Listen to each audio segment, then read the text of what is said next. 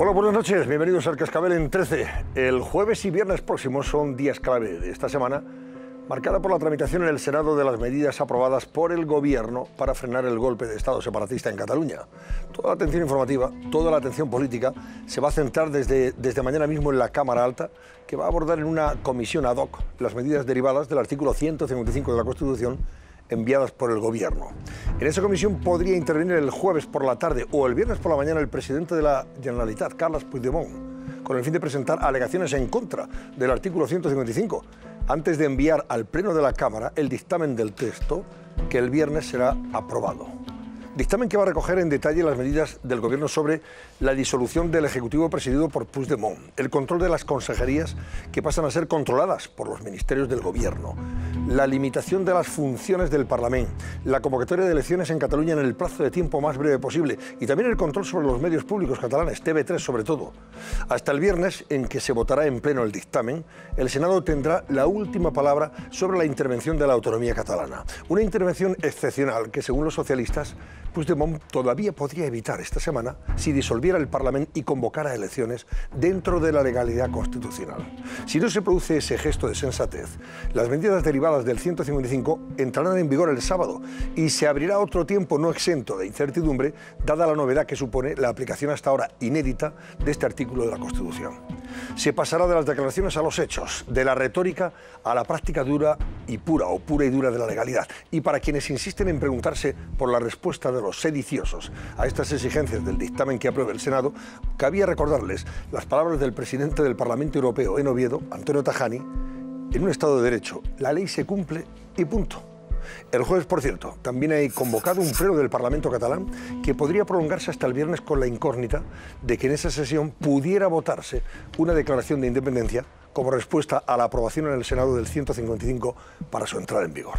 Por eso vamos a conectar con Marco Chiacha, en Barcelona. Muy buenas noches, para que nos diga si va a venir o no, el jueves o el viernes, al Senado el señor Puigdemont. Marcos, buenas noches. ¿Qué tal? Buenas noches, Antonio. Pues a estas horas todavía es una incertidumbre, sobre todo saber cuándo va a asistir Puigdemont. Inicialmente el Senado le había ofrecido asistir este jueves por la tarde, pero justo hoy la Junta de Portavoces ha convocado un pleno en el Parlamento catalán para el mismo jueves. Por lo tanto, el Senado ha reaccionado ofreciéndole a Puigdemont asistir el viernes por la mañana, momento en el que, por cierto, de ir el viernes se encontraría con el presidente del Gobierno, Mariano Rajoy. En unos minutos, Antonio, os damos más detalles de esta cuestión. Muy bien, gracias, Marco. Una de las cuestiones que también más incógnitas se está suscitando es el posible o previsible control de los medios públicos catalanes una vez se apruebe en el Senado el dictamen con las medidas derivadas del 155. Estamos hablando de la radio y la televisión pública catalanas. Viene actuando esta televisión desde hace mucho tiempo como altavoz del separatismo. En TV3 y en Cataluña Radio no hay mucha neutralidad informativa, al menos así se viene denunciando. No hay pluralidad. Informativos y programas de entretenimiento están trabajando a favor de la independencia y los discrepantes apenas tienen sitio, salvo cuando son utilizados como excusa.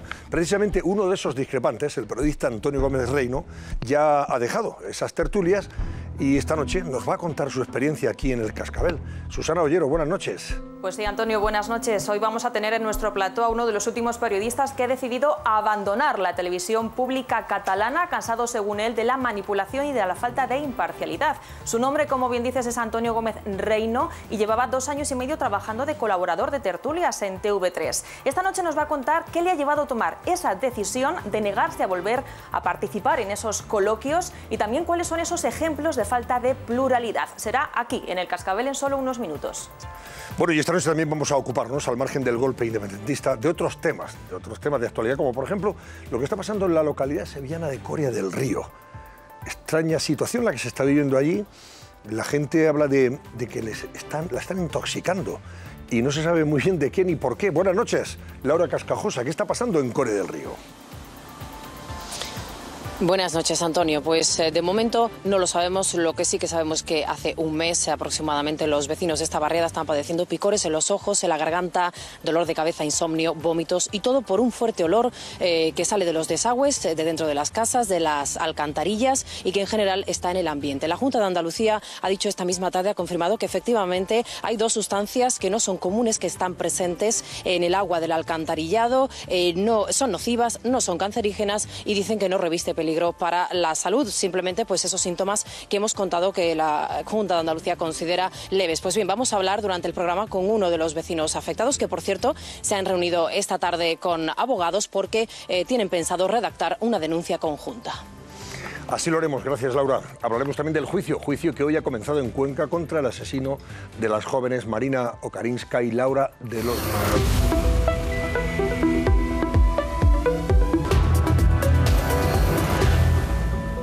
Bueno, Alfonso Merlos, ¿la suerte está echada o todavía hay motivos para la esperanza? Digo, bueno, ¿en qué sentido? Hombre, en el sentido de...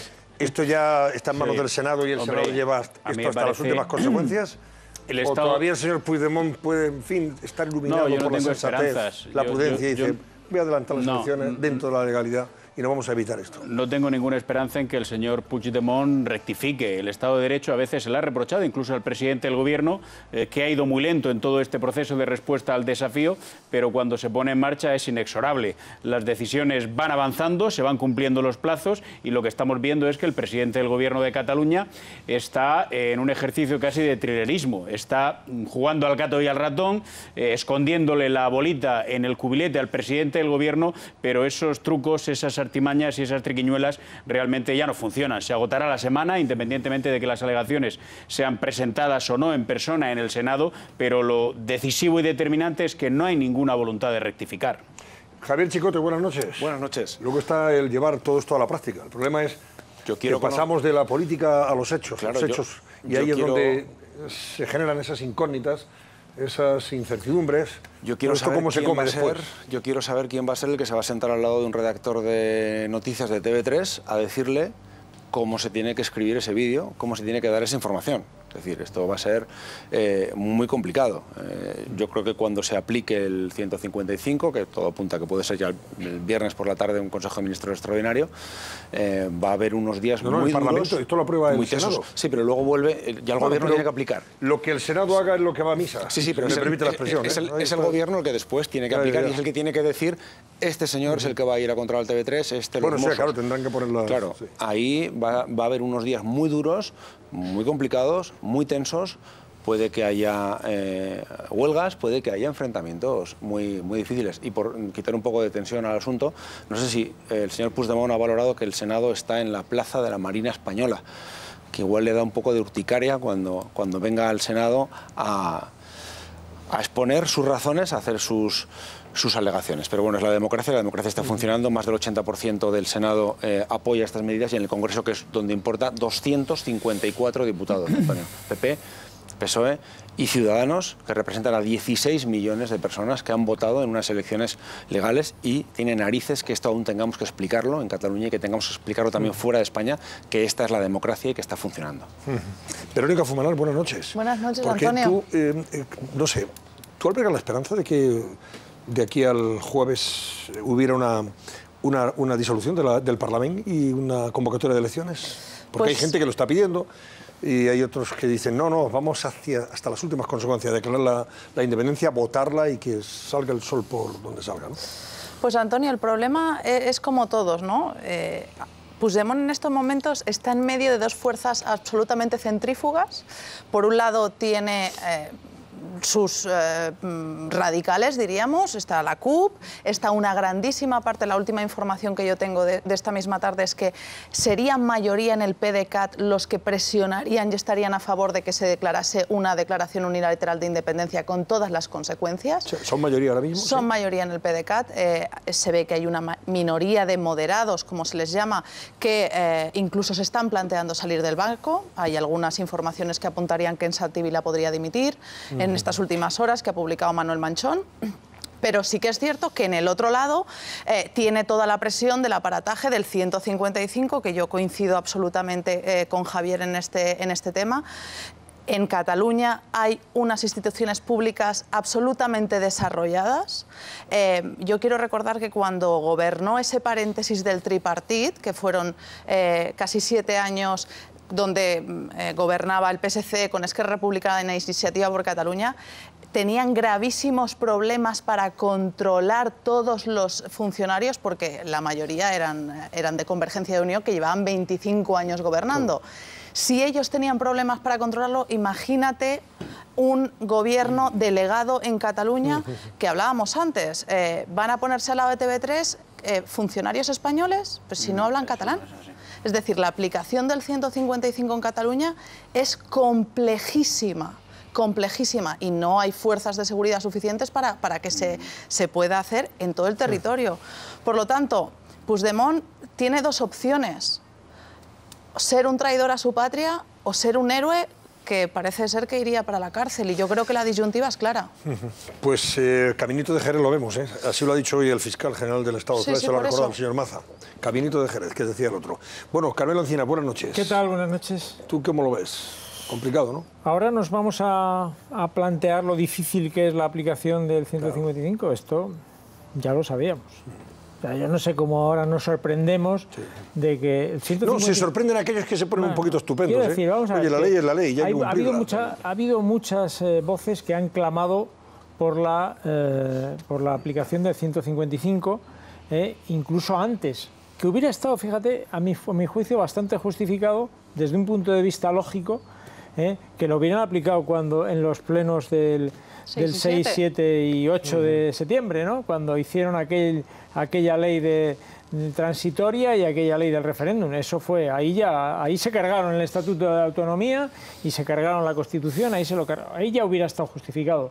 Pero el gobierno y los grupos que están apoyando ahora, Ciudadanos y el PSOE, esta medida, pues, sabían de las dificultades. Sobre todo el PSOE. Ciudadanos era más, digamos, más ligera en esto de la aplicación del 155. Pero yo creo que el gobierno es consciente desde hace mucho de la dificultad de la aplicación del 155. Es una dificultad enorme, una complejidad enorme, y se ha resistido como gato panza arriba, porque nadie quería que la aplicación del 155, porque es muy complicada, qué duda cabe. El problema está en que, bueno, yo creo que el gobierno de la Generalitat ha llevado al extremo donde quería, porque te quiere llevar al límite. Mira, siempre que ha tenido Puigdemont que elegir entre lo malo y lo peor, siempre ha elegido lo peor. Hoy tres periódicos, La Vanguardia, sí, el Periódico de Cataluña y el Ara, que es independentista, los tres en los editoriales piden elecciones. Sí, sí. Piden elecciones. Hay varios consejeros que dicen que ponen su dimisión. Santi Vila decía antes. Bien, Santi y alguno más, incluso uno de Esquerra, fíjate. Sí. Y además en el PDeCAT yo creo que no son una minoría tan minoritaria. Yo creo que hay mucha gente que está diciendo que el camino que llevamos con el tema del aluvión de empresas que se van y tal, que este es un tema muy complicado. Bien, bueno, pues yo desde luego, si yo tuviera que apostar, yo apostaría a que Puigdemont se pone todo por montera y no convoca elecciones. ¿Por qué? Porque siempre ha tratado de llevar al Estado al límite. Siempre lo ha tratado, porque es su jugada es llevarlo al límite.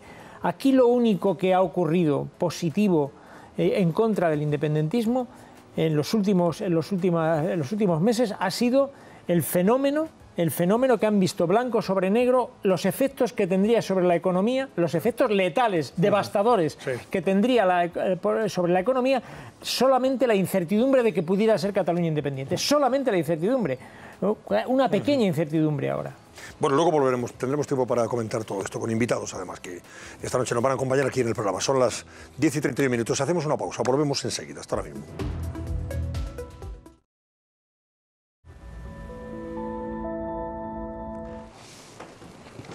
Les comentábamos anteriormente que esta va a ser una semana decisiva, lógicamente, marcada sobre todo por el jueves y el viernes. Jueves, reunión de la comisión ad hoc del Senado que aprobará ese dictamen sobre las medidas del Gobierno para intervenir la autonomía catalana, en virtud del artículo 155. El jueves también podría presentar alegaciones en contra de todo ello Puigdemont, si viene al Senado, como parece que querría venir. Cámara que el viernes ya aprobará en pleno ese mismo dictamen, cuyas medidas, vamos a recordar, destitución del Gobierno de la Generalitat, Presidente y consejeros quedan destituidos. Control de las consejerías, incluida la de Interior, de la que dependen los Mossos de Escuadra. Limitación de las funciones del Parlamento.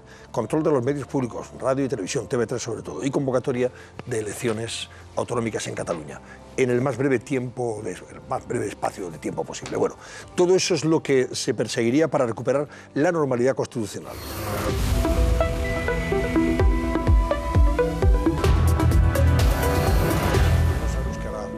¿Qué sabemos lo que va a hacer el Senado a partir de mañana, ya que empieza a trabajar en esa comisión ad hoc que se va a crear precisamente para tramitar todo esto, que el jueves tiene previsto aprobar el dictamen, una vez debatido, y que el viernes el plenario del Senado aprobaría a su vez ese dictamen para que se pusiera en vigor, entraran en vigor las medidas aprobadas por el Gobierno y decididas en virtud del artículo 155. Vamos a recordar el calendario, José Luis. En definitiva, que estamos ante una semana decisiva y ustedes dirán con razón, ya está con las semanas decisivas. Les prometo que esta vez va en serio. ¿Por qué? Porque efectivamente tenemos una agenda muy cargada. En realidad los trabajos han comenzado hoy, porque hoy ya se ha elegido a los 27 senadores que van a elaborar ese dictamen. Pero mañana comenzará ya la comisión del Senado, que reúne a esos 27 representantes y por tanto comenzará ya el trabajo en serio de quienes deben escribir cómo se va a llevar a cabo a la práctica el 155. Eso mañana. El miércoles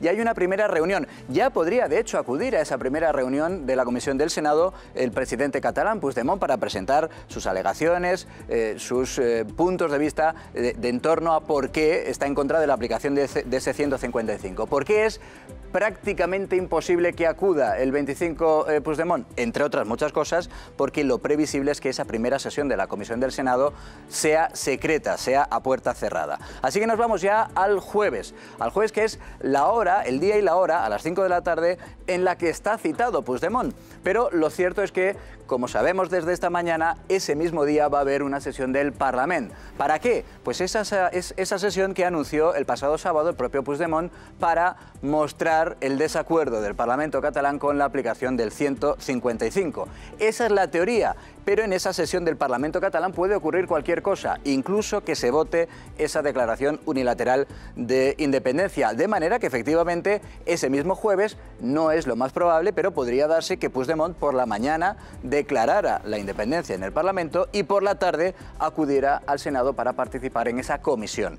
Lo más probable que es que no vaya a una comisión, sino que acuda Puigdemont al Pleno del Senado, es decir, no solo a esa sesión en la que están solo 27 senadores, sino al Pleno en el que están todos. Sería el viernes 27 y ya en esa sesión del Senado se aprobaría el dictamen para la aplicación del 155. Y como explicabais antes, ya por la tarde, es viernes, no en el Consejo de Ministros habitual, sino que por la tarde se celebraría un Consejo de Ministros extraordinario, digamos que para darle la validez definitiva a lo que ha aprobado el Senado, que es la aplicación del 155. Y por tanto, la semana continúa con el sábado, aquello que anunció el sábado 155 en Cataluña, algo que, como también estabais analizando, esa nueva manifestación del bloque que defiende la Constitución, que partirá desde el Paseo de Gracia en Barcelona.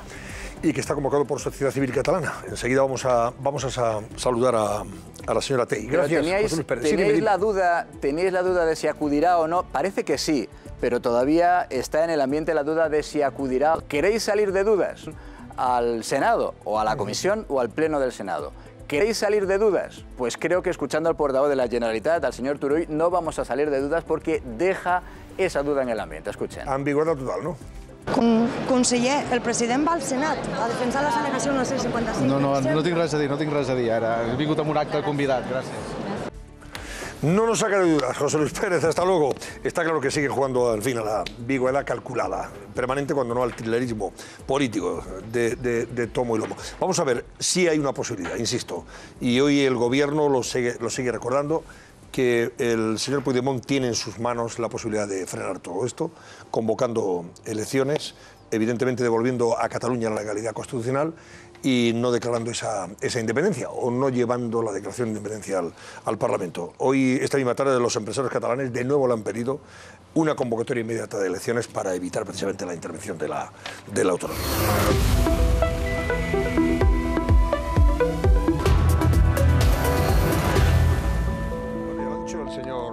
Más amenaza otra vez, que claro, si declara la independencia va a acabar en prisión, Y el fiscal general también dice que va a llevar a Puigdemont al Tribunal Supremo en cuanto sea destituido. O sea que, desde el punto de vista legal, no tiene nada claro el horizonte. Hombre, pero horizonte todo, penal. No se podrá decir que el Gobierno no ha puesto toda la carne en el asador para tender todos los puentes posibles, para mantener abiertos los cauces del diálogo hasta el último momento. Y luego a mí me parece que también es importante en la respuesta que se está dando a la reacción de Mariano Rajoy, distinguir las cosas que son verdad de la pura propaganda. Cuando, por ejemplo, el señor Echenique está hablando aquí o de una triple alianza en términos maquiavélicos o de un bloque monárquico, pues es que no es así. La respuesta no tiene nada que ver con la monarquía, tiene que ver con el cumplimiento del Estado de Derecho. Y de la respuesta participa el señor Mariano Rajoy, que la lidera como presidente del Gobierno, pero participa el Partido Socialista y participa Ciudadanos.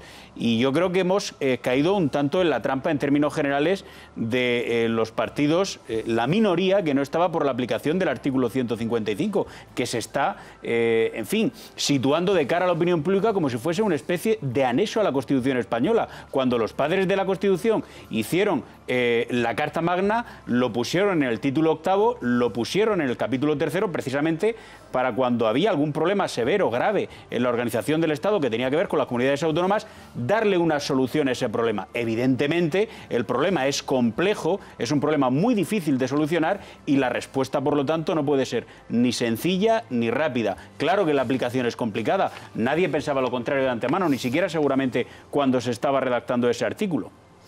Bueno, básicamente... Es imposible que Puigdemont adelante elecciones. Yo lo descarto completamente. Cuando fui a Barcelona con motivo de la declaración de la no independencia, un militante de la ANC me dijo: si se echa atrás, no llegáis de Madrid a por él. Es decir, no llegáis de Madrid a por él, nos lo comemos nosotros aquí. Es decir, Puigdemont no va a dar marcha atrás.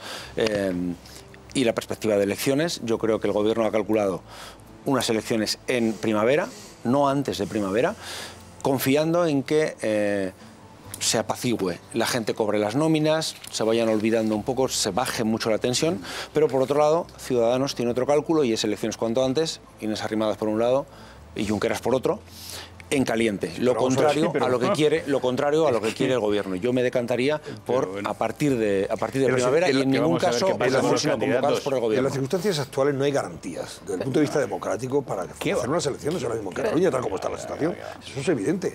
Pero es que el tema, Antonio, es que hablamos de subir y bajar como si la opinión pública fuera algo que se moviera de forma muy rápida. Y yo quiero recordar que las elecciones del 2010 los partidos netamente independentistas sacaron entre todos 76 diputados, en el año 2012 sacaron 74 diputados, en el año 2015 sacaron 72 diputados y ahora, según las encuestas, haciendo una media, estarían alrededor de los 70-73 diputados. Y por lo tanto, los bloques a lo largo de estos 5 años han sido muy homogéneos. ¿Qué pasa? Que hay cambios dentro de los bloques, de PDeCAT a Esquerra Republicana, de la CUP a Esquerra Republicana o al PDeCAT y en el bloque de los no independentistas, yo ahí sí que pongo a Podemos porque del PSC pasan a Podemos, de Iniciativa a Podemos que ahora se pone con otra marca, de Ciudadanos y PP, es decir, los movimientos de trasvase de voto, como se llama en este negocio, son intrabloques. Entonces, a mí me sorprende que alguien piense que esto se va a mover, se va a apaciguar o va a cambiar en 6 meses, en 2 meses o en 1 mes. Pero hay un tercer bloque, Verónica, el de Catalunya Sí que es Pot, que es un agente nuevo, entre comillas, y es que quiere referéndum, aunque para votar que no, pero quiere referéndum, y eso hay que tenerlo en cuenta también. Hay un tema que se llama los ejes de confrontación electoral, es decir, cuál es la motivación por la cual una persona vota. Y entonces, el eje de confrontación electoral normalmente es izquierda-derecha. En Cataluña hay un segundo eje, que es independencia, no independencia. Mucho más importante que la izquierda-derecha. Por supuesto, ahí es por donde se rompe el PSC, pero es que los votantes de Catalunya Sí que es Pot votan muchísimo más en clave izquierda-derecha que independentista no independentista, porque ahí le pasa lo que le pasaba al PSC, y es lo que decía Miquel Iceta. El PSC está pensado para no tener que escoger entre papá y mamá. Por eso dentro estaba Marina Geli, los Maragall, Comín, y luego estaba pues Montilla. por ejemplo, o cualquier otro de las personas constitucionalistas que hay dentro del PSC. Pero eso se rompió cuando el eje de confrontación electoral cambió. Pero es que el Catalunya sí que todavía está en esa lógica. Sus votantes no votan por el referéndum, votan por políticas netamente de izquierdas. Bueno, déjame que salude a Marina Tey, que es vicepresidenta de Sociedad Civil Catalana. Buenas noches, Marina. Hola, buenas noches, soy Miriam. Miriam, perdón, he dicho Marina, no, Miriam Tey, perdóneme. Miriam, vamos a ver... No importa, respondo a cualquier nombre. Por supuesto que sí, bueno, discúlpeme. Estamos hablando, manifestación el próximo domingo en Barcelona, de nuevo convocada por Sociedad Civil Catalana. ¿Qué les ha llevado a ustedes a convocar inmediatamente otra vez esa movilización? Bueno, creemos que la calle es de todos, no como dicen algunos que la calle es suya, que ellos dicen la calle es nuestra, la calle es de todos, y nosotros sabemos que nuestro lugar de expresión puede ser también la calle y puede ser el sitio donde podamos hacer un llamamiento al sentido común, a la tranquilidad, a la convivencia, a la pluralidad y a la democracia. Y eso es lo que queremos hacer, decirlo en la calle, aunque hemos estado silenciosos porque nuestro hábitat natural son las urnas, pero las legales. Bueno, Miriam, ¿qué van a reclamar ustedes en esa manifestación? ¿Qué van a pedir concretamente? ¿Dónde van a centrar sus objetivos desde el punto de vista de la reivindicación que quieren hacer patente? Nosotros somos Sociedad Civil Catalana, estamos conformados por partidos de todo el arco constitucional, con lo cual no tenemos propuestas políticas que hacer. Lo único que queremos es hacer un llamamiento, otra vez, a la democracia, a recuperar el diálogo que ha sido interrumpido por la salida de la ley, por el golpe de Estado que hemos tenido aquí institucional, y queremos reivindicar la convivencia y la armonía entre catalanes, y sobre todo queremos reivindicar los derechos de los ciudadanos. Ya no es un problema entre catalanes y españoles o entre catalanes y catalanes, es un problema de derechos de ciudadanos. La manifestación del pasado 8 de octubre, si no recuerdo mal, cerca de 1 millón de personas se concentraron en las calles de Barcelona, convocadas fundamentalmente por Sociedad Civil Catalana.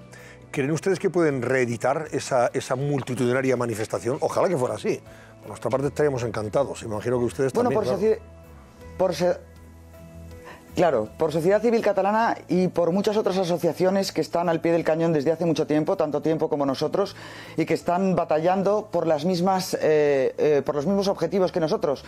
Fue un éxito total, yo creo que ha habido un antes y un después de ese día en el que salimos a la calle tanta y tanta gente pidiendo democracia, pidiendo libertad y pluralidad, y yo creo que no tenemos que medir, o no queremos, no es nuestra intención medir la cantidad de gente que habrá en esta manifestación con respecto a la anterior. Simplemente queremos expresarnos y sobre todo lo que queremos es dar apoyo y dar presencia a tanta y tanta gente que nos lo pide, que nos pide por favor salir a la calle para decir que esta es la realidad catalana. No la que quieren inventar, sino la nuestra, la que existe, la que hay, la que somos. Muy variados, pero la mayoría demócratas. Es probable que la manifestación tenga lugar justo cuando se han aprobado y entrado en vigor esas medidas derivadas del artículo 155 con la intervención de la autonomía catalana. ¿Qué opinan ustedes? ¿Qué opina usted sobre la decisión que tiene que tomar el gobierno ya, obligado por las circunstancias ante la obcecación del separatismo y sobre todo del señor Puigdemont? Nosotros creemos que el señor Puigdemont hasta el viernes todavía tiene tiempo de recapacitar, de volver a la realidad, a la normalidad, a la ley, y volver a restablecer ese diálogo en la ley. Nosotros, el 155, no tenemos opinión porque ya le digo que somos muchos los partidos que estamos dentro de Sociedad Civil Catalana, además de gente que no es militante tampoco y que no es de ningún partido, pero como hay muchas sensibilidades, sencillamente creemos que la democracia, el Estado de Derecho en el que vivimos, tiene sus resortes y tiene sus mecanismos y reglas, con lo cual nosotros las respetamos, y si esto es lo que toca hacer ahora, lo respetamos también. No creo que tenga que ver con decisiones de gobiernos. Cualquier gobierno en esta circunstancia tendría que hacer una cosa parecida, porque es a lo que le han abocado unos gobernantes que se han salido de la ley. Ahora enseguida vamos a hablar del papel de los medios públicos en Cataluña, la TV3 sobre todo, y Catalunya Radio. ¿Qué opina usted del trabajo que han venido haciendo durante estos años y especialmente en los últimos meses en línea directa con el gobierno de la Generalitat? Bueno, nos hemos sentido excluidos, muchísimos catalanes, de la información de unos medios que han hecho más propaganda que información. Nos hemos sentido excluidos y hemos estado callados mucho tiempo porque era duro contestar a unos medios que estaban haciendo propaganda y era duro mantenerse con argumentarios a veces un poco complejos y un poco perversos que nos daban para luchar contra esto. Era un poco duro significarse y estar en contradicción con tu entorno. La televisión pública de Cataluña no ha representado a todos los catalanes, no ha sido transparente, no ha informado con veracidad y hemos hecho desde Sociedad Civil Catalana, y nos consta que desde otras asociaciones como Pi Maragall, la agrupación de periodistas catalana, que hemos hecho muchas denuncias a los tratamientos de la información dentro de TV3 y dentro de otros medios catalanes públicos. Hemos hecho denuncias y yo creo que tiene que volver también los medios públicos catalanes a la normalidad, a la ley y a la transparencia y a la deontología de los periodistas, que muchos hasta dentro de TV3 se han quejado. Míriam Tey, deseamos sinceramente que sea un éxito la manifestación del próximo domingo en el Paseo de Gracia de Barcelona a partir de las 12 del mediodía, ¿verdad? Exactamente. Muchísimas gracias. Gracias a usted, vicepresidente de la Sociedad Civil Catalana. Hablamos de los medios públicos que van a ser controlados si se aprueba ese dictamen en el Senado. En virtud del artículo 155, José Luis Pérez, se habla mucho de la complejidad de llevar a la práctica el control, por ejemplo, sobre la radio y televisión pública catalana. Hoy Le Monde ha dedicado un artículo muy crítico y muy duro contra el papel que ha venido jugando TV3, la televisión pública catalana, durante estos tiempos de separatismo y de pulsión separatista sin freno. Y habla de, efectivamente es un editorial, habla de que TV3 bombardea con propaganda mentirosa, o sea, está acusando directamente al medio de mentir y manipular de una forma abyecta, ¿no? Simplista. Bueno, ahora vemos efectivamente parte de ese editorial que, como bien apuntabas, es muy contundente, pero estabais analizando las complicaciones de aplicar en la práctica el 155 y vamos a ver seguramente uno de los ejemplos más peliagudos. Cómo hacerlo en los medios públicos, cómo hacerlo en TV3. Lo definía de una manera muy gráfica hace unos minutos Chicote, decía: quiero ver yo quién es el que se sienta allí a decirles de qué manera se puede escribir una noticia o no. De momento hoy, TV3, el Consejo Profesional de TV3, ha emitido un comunicado en el que, a grandes rasgos, destacan dos cosas. Primero, que para ellos, para esos profesionales, que no son todos de TV3, entre otras cosas porque en TV3 hay muchos profesionales, tanto que solo en esa televisión autonómica catalana hay tantos profesionales en ese ente como en todas las televisiones privadas de toda España. Por eso digo que es parte de los trabajadores de TV3, no todos los trabajadores, pero digo, en ese comunicado hay dos grandes aspectos que cabe destacar. El primero es que se toman la aplicación del 155 como si fuera un ataque, dicen, a la libertad de expresión. Insisto, esa es la versión del Consejo Profesional de TV3. Y el otro gran aspecto que cabe destacar de ese comunicado que han emitido: dicen que hasta ahora han venido haciendo una información rigurosa, de calidad y atendiendo a todos los puntos de vista, como hemos hecho siempre. Bueno, vamos a ver en un momento algún ejemplo de si ha sido así, si ha sido tan riguroso o no y si se han tenido en cuenta todos los puntos de vista o no. Lo vamos a ver de inmediato, pero es verdad que ese Consejo Profesional de TV3 casi de inmediato ha obtenido una respuesta de apoyo. ¿De quién? Del Consejo de Informativos de Radio Televisión Española, que han venido a decir que ellos en Televisión Española no sienten que puedan hacer una información respetuosa, dicen, con el pluralismo político, y que por eso ponen en duda que ahora en TV3 los mismos traten de llevar a cabo esa información rigurosa. Pero nos habíamos quedado, recuerden, en ese comunicado de algunos trabajadores de TV3 en los que apuntaban que ellos siempre han hecho una información rigurosa y escuchando a todas las partes. Fíjense en dos casos concretos. El primero es el de Empar Moliner. Seguramente lo recordarán porque Empar Moliner era una presentadora, colaboradora de un programa de éxito en TV3, y en una de sus emisiones llegó a quemar en directo algún ejemplar, las hojas de un ejemplar de la Constitución. Este fue el momento. Los catalanes pobres tendrán que calentarse de cualquier modo, con cualquier libro que tengan en la mano, hacen así, o lo pueden tirar en este bidón que tengo aquí y hacerse una especie de estufa. Es verdad que TV3 acabó pidiendo perdón por esas imágenes en las que se quemaban hojas de la Constitución y alguno dirá, bueno, es que eso es de hace tiempo. Bien, busquemos otro caso más cercano. En los días previos al 1 de octubre, al pretendido referéndum del 1 de octubre, su presentadora estrella, en este caso en la radio pública, Mónica Terribas, llamaba a la audiencia para que delataran la presencia de agentes de la Guardia Civil y de la Policía Nacional. Les últimes informacions que ens esteu donant. A Igualada, en direcció a Barcelona, 3 totterrenys i una furgoneta de la Guàrdia Civil. A l'AP2, a Lleida, 15 vehicles de la Guàrdia Civil a tot gas en direcció a Barcelona.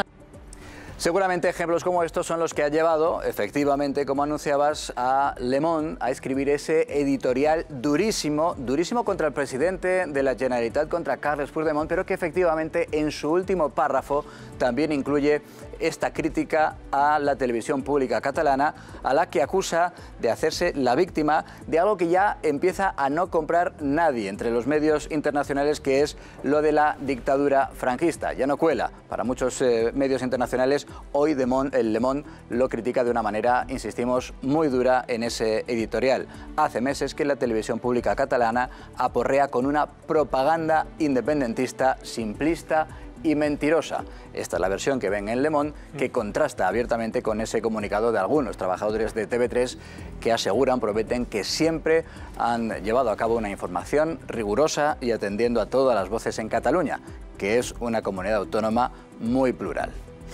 Y contraste mucho con el comunicado de los colegas del Consejo Informativo de Televisión Española, ¿no? Radio y Televisión Española, apoyando la actual TV3.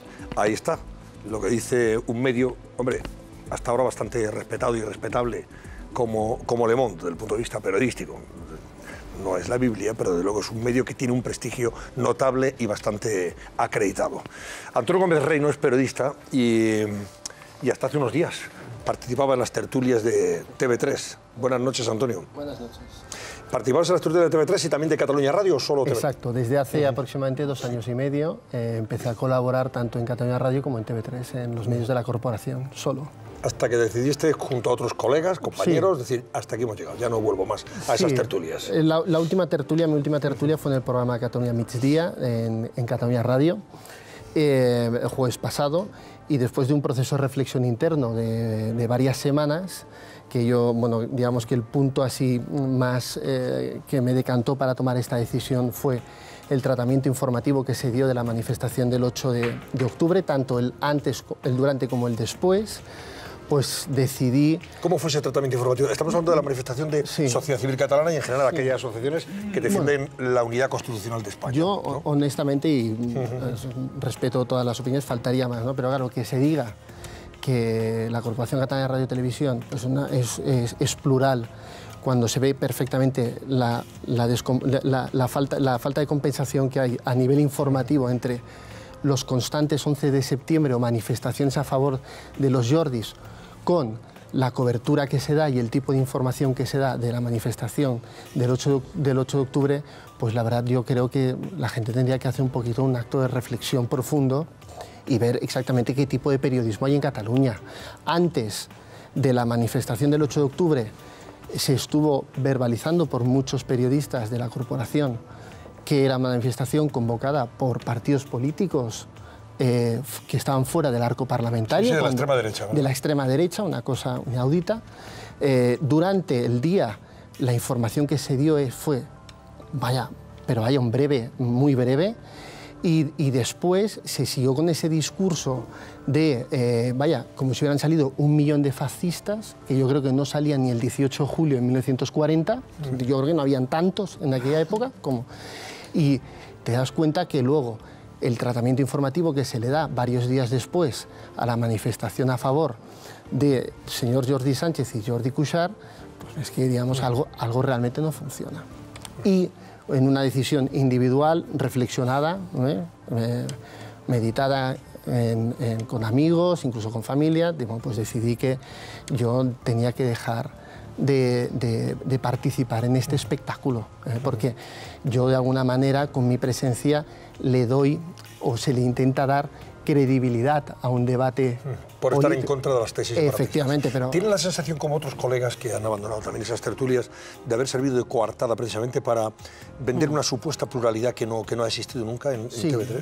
Por lo menos en estos últimos meses. Totalmente, ¿no? Totalmente. Ese ha sido el discurso oficial de TV3 y de Catalunya Radio, pero la realidad de las cosas es que llevamos 2 años y medio, por lo menos desde que yo participo, con monotema, o sea, si te llamamos, porque aquí en el resto de España estáis haciendo un intensivo durante el último mes y medio, pero las diferentes etapas del procés, que van desde a la España no ens estima, a la España ens roba y ahora estamos en a España ens pega, esto estamos hablando de varios años, con una constante bombardeo de información y de propaganda que hay que reconocer que muchos catalanes se creen, porque hay muchos catalanes que su cosmos mediático, pues bueno, es Catalunya Radio, es TV3 y la prensa, mucha prensa privada en Cataluña que, como todos sabéis, pues bueno, pues está hipersubvencionada. Entonces, bueno, pues ese es el bombardeo, digamos, al que, entre otras cosas, Le Monde hace referencia, ¿no? Antonio, vamos a hacer una pequeña pausa y enseguida continuamos contigo. Además, yo creo que será interesante que también ellos puedan preguntarte, por supuesto, y que valoremos cómo dentro de esas medidas que se han decidido en virtud del artículo 155, cómo se puede llevar luego a la práctica yo no sé si la palabra más exacta es la de control, pero sí evitar que un medio tan importante como ese siga siendo altavoz fundamental de un golpe de Estado institucional como el que se está dando. Más que control, decir, se trata de que haya información, por supuesto, a favor, información sobre la actividad de los separatistas, información también de la actividad de aquellos que están en contra, lógicamente, pero que no sea solamente una información dirigida a potenciar la independencia y, por supuesto, a potenciar el golpe. Lo que se va a buscar sencillamente es que se cumpla el estatuto de la Corporación Catalana de Medios Audiovisuales. Es un documento, hay que cumplirlo. Y punto. Bueno, es muy fácil. Pues ahora lo comentamos. Alfonso, permíteme, porque tenemos que hacer esa pausa. Y antes de nada, recordarles a ustedes que ya está aquí el Ángel Driver F15, que es el avisador, el Black Edición, que es la evolución del Ángel Driver. Vamos a ver cómo está el barómetro a esta hora de la noche, que son ya las 11:17. Qué tarde ya. Paola, por favor, ¿cómo corre el tiempo? Qué rápido para ser lunes. Vuela. Bueno, pues marcadores de momento pues no muy diferenciados. Tenemos 52, casi 53%, podríamos decir, de personas que no creen, no confían en que la jugada del señor Carles Puigdemont sea convocar unas elecciones anticipadas para evitar el artículo 155, frente a un 47% que tiene todavía esa esperanza. No obstante, nos queda todavía programa, 1 hora y 10 minutos para que ustedes sigan llamando. Bueno, estamos hablando con Antonio Gómez Reino, periodista que recientemente dejaba las tertulias de Radio Catalunya Radio y TV3, precisamente bueno, pues disconforme, lógicamente, con la línea editorial de esa televisión que, según la decisión que toma el gobierno, las medidas que toma el gobierno, pues tendría que ser también, de alguna forma, intervenida, ¿no?, en virtud de ese artículo 155. Y claro, valoramos también, Antonio, las reacciones que ha habido en contra de esa intervención. Hay gente que dice, ¿cómo se va esto a poder materializar? ¿Van a poner alguien al lado de un redactor para que diga o no diga? No, yo creo que se trata fundamentalmente de que se respete una línea informativa independiente y plural. Es lo que habría que exigirle. Totalmente. Yo coincido con Javier en que no vas a poner al lado de un redactor de TV3 o de Catalunya Radio una persona ahí que le vigile o le controle. Otra cosa es que la comisión, en el Parlamento de Cataluña hay una comisión, que es la Comisión de la Corporación Catalana de Radio y Televisión, que como no hay actividad parlamentaria, pues no hace ningún tipo de seguimiento, pues realmente coja el protagonismo que tiene que coger. Y luego hay otro ámbito, que es el Consell Audiovisual de Cataluña, que bueno, está absolutamente alineado con el independentismo.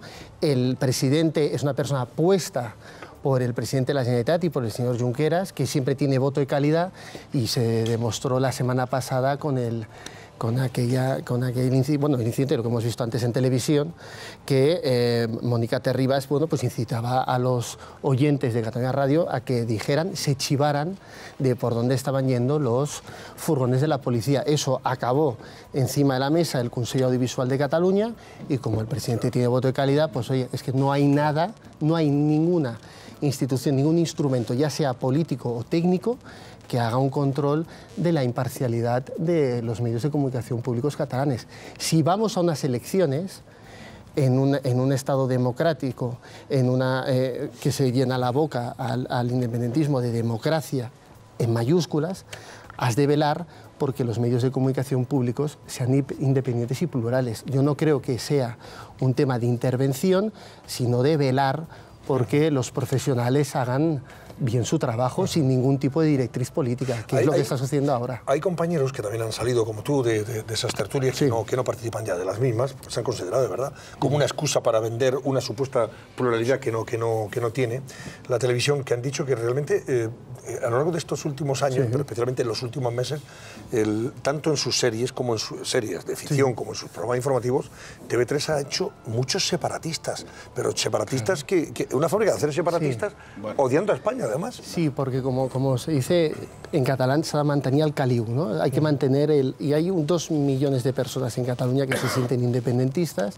y que necesitan, bueno, pues su dosis diaria de medio de comunicación que le esté constantemente trasladando estos mensajes y bombardeando con esto. Y esa función pues la hace Catalunya Radio y TV3 de una manera absolutamente descarada.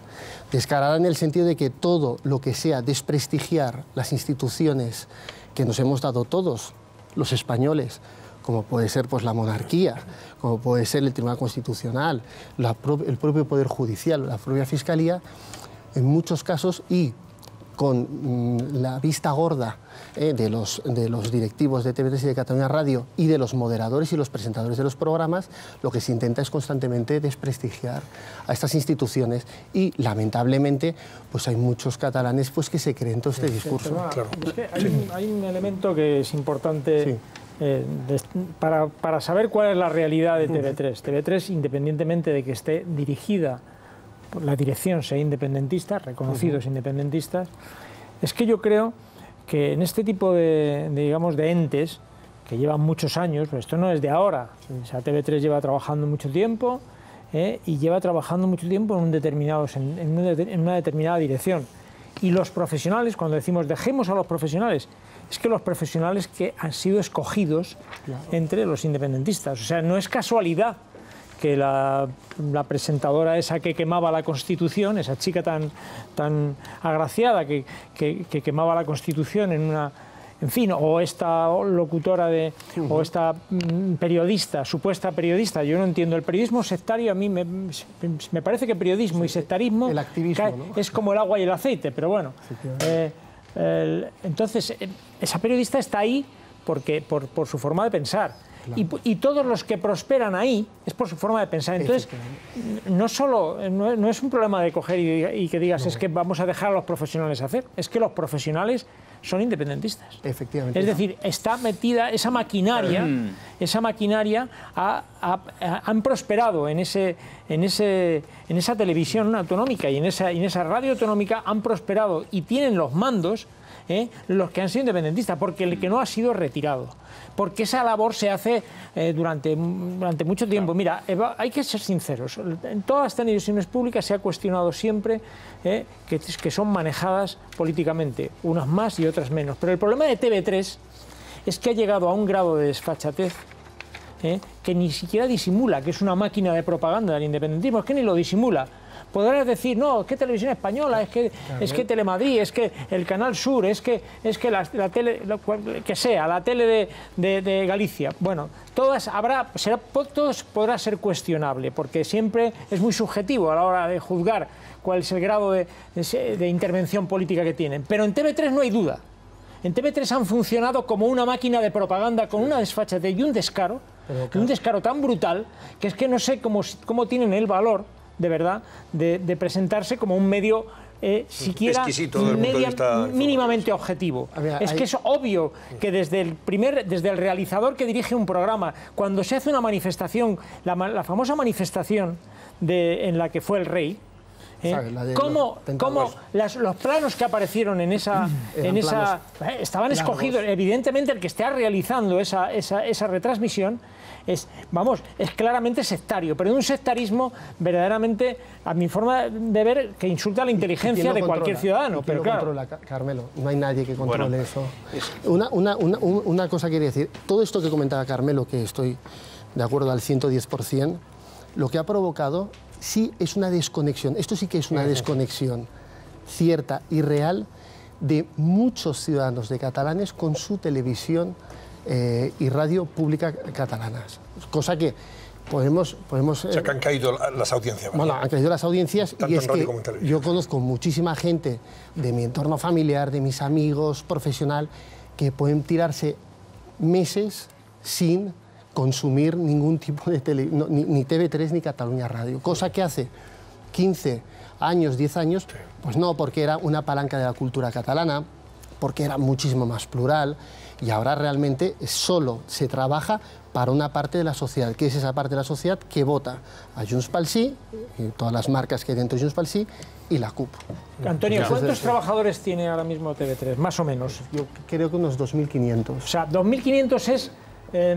La corporación entera. Tres veces lo que La Sexta, Antena 3, Telecinco... en fin, es que... Puede ser la empresa más grande en Cataluña ahora. Ahora mismo la empresa más grande, sí, después de la SEA. Y no se discute. Después de la SEA. A mí me parece que no podemos caer en la trampa de la propaganda, de que el gobierno de España toma el control de TV3. Hombre, esto para hacer un meme que seguramente habremos estado viendo todos circular durante el día, en el que se pone Mariano Rajoy y la vicepresidenta del gobierno a presentar los informativos, hombre, para un chiste está bien, pero esto no tiene nada que ver con la realidad. Yo creo que es importante que veamos que todas las medidas de aplicación del 155 concretas que está adoptando el gobierno, que ha puesto en marcha y que aprobará el Senado, son legales y son constitucionales. Es decir, aquí los que estamos sentados en este plato somos esencialmente periodistas. Me parece, Antonio, y tú como director del programa y presentador, que serías el primero en que si hubiese un gobierno, un poder político que estuviese agrediendo la libertad de información, de expresión y de opinión, tendríamos que ser los primeros en levantarnos, sea en Cataluña, en Extremadura o en el conjunto del territorio nacional. Ahora bien, ¿qué es lo que se está haciendo?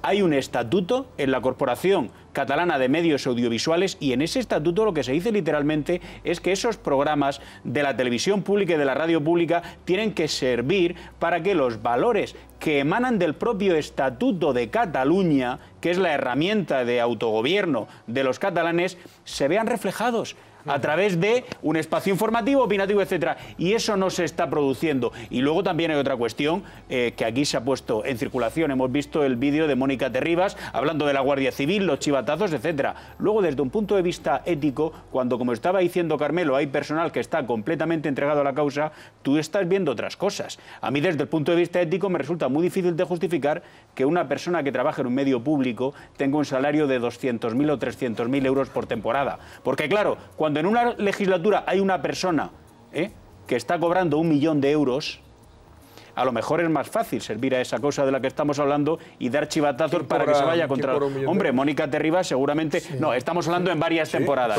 pero son salarios de 200.000 y 300.000 euros de verdad. Bastante fuera de mercado, sí. Por favor. En general, la gente que trabaja... Cuidado, se ponen al servicio de la causa. Una cosa, fíjate, aquí el papel también del Colegio de Periodistas de Cataluña es bastante, bueno, mirar de perfil. Se ponen ahora al lado de todo este discurso de se está coartando la libertad de expresión, etcétera, pero cuando Enrique Hernández, el director del periódico de Cataluña, tuvo los problemas que tuvo, el colegio de periodistas miró hacia otro lado. Y luego también hay otro componente. No olvidemos una cosa, en Cataluña Radio y TV3, a pesar del mandato judicial, siguieron emitiendo cuñas y spots del 1 de octubre. Cosa que, por ejemplo, algunos medios de comunicación privados, como el ARA, al que hacía referencia antes, decidió, que eso causó muchísima tensión dentro de ese medio de comunicación, pues evidentemente cumplir con el mandato de un juez. Ya está. Bueno, no te vayas un momentito, Verónica, voy a conectar con Susana Ollero. Susana, cuéntanos, vamos a ver, reacciones que ha habido por parte de la Generalitat, lógicamente, y también de aquellos colectivos que pudieran ser objeto de esa intervención en virtud del artículo 155, una vez lo apruebe el Senado. Pues sí, Antonio, el artículo 155 implica intervenir el gobierno catalán en TV3, como estamos viendo, en Hacienda, en la Administración y en los Mossos. Y vamos a ver cómo están reaccionando sus protagonistas. En primer lugar, empezamos por los funcionarios. El consejero de Asuntos Exteriores, Raül Romeva, ya ha dicho esta mañana en la radio de la BBC que los funcionarios catalanes no van a cumplir órdenes de Madrid. Vean.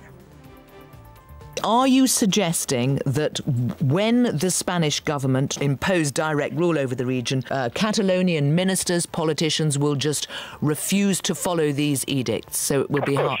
That all civil servants in Catalonia will keep following the instructions provided by the elected and legitimate institutions that we have right now in place. Más reacciones de empleados públicos. El sector educativo, que anuncia movilizaciones, y vamos a ver el calendario que están preparando. La primera fecha clave es el 25 de octubre, este miércoles, cuando van a ser concentraciones, se van a dar lugar en frente de los ayuntamientos catalanes, y la segunda fecha clave al día siguiente, el día 26, el jueves, donde hay una huelga general convocada. Por cierto, hablando de huelga, esta misma tarde la Generalitat ha reculado y ha cambiado de opinión. Ha comunicado a los funcionarios que hicieron huelga el pasado 3 de octubre que tendrán que recuperar las horas que no trabajaron ese día, aunque en un principio les prometió que no tendrían que hacerlo. Pero vamos con más funcionarios que se posicionan ante el artículo 155, los bomberos y los Mossos. Los primeros han dicho que solo van a acatar órdenes de la Generalitat, y la policía catalana habla de adentrarse en territorio comanche. Escuchen. El artículo 155, su aplicación, hace que nos adentremos en territorio comanche. Sustituir a todo un colectivo por otro, yo creo que, además de innecesario, es fácticamente imposible. Los funcionarios se movilizan y también la calle. La CUP ha hecho un llamamiento a la desobediencia en un comunicado que ha publicado hoy, y como ven, en principio consideran que es una agresión la aplicación del artículo 155, la mayor agresión contra los derechos civiles individuales y colectivos de los catalanes desde el franquismo. Y a continuación avanzan. Esta agresión va a encontrar una respuesta en forma de desobediencia civil masiva por parte de la ciudadanía. Un llamamiento a la desobediencia, el de la CUP, que ya ha tenido la primera consecuencia. El puerto de Barcelona y el aeropuerto del Prat, como están viendo, ya han reforzado su seguridad por lo que pudiera pasar esta misma semana. Así que, Antonio, una semana muy complicada la que encaramos. Bueno, pues vamos a ver qué queda todo esto.